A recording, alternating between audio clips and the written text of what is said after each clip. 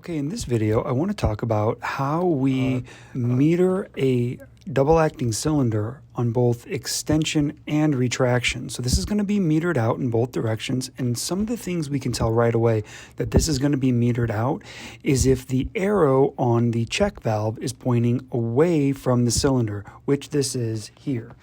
Now, when I look at this, I can decide right away, since there's two of them, if that arrow is pointing down, I immediately know, hey, this is going to be metered out immediately.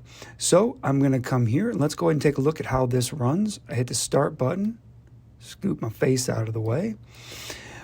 When I activate the 4-2 directional control valve with the lever, oil is going to flow up and it bypasses the check valve on the way in.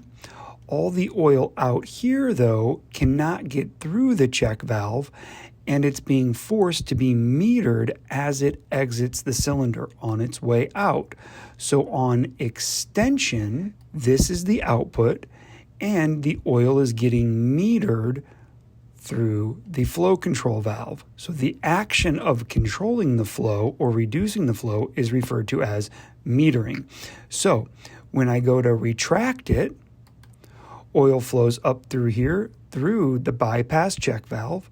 The oil exiting the cylinder cannot get through the check valve on this, so it has to get metered through the flow control valve as it's retracting. So the oil, as it comes out of the cylinder, is being metered back down to tank. So this is why this is called a meter out on both extension and retraction.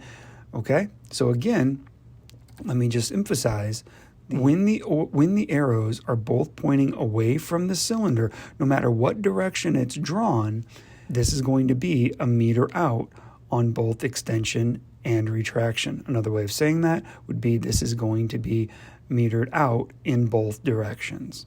All right, well, I hope you enjoyed the video, and if you did, please hit the like and subscribe button. Thank you.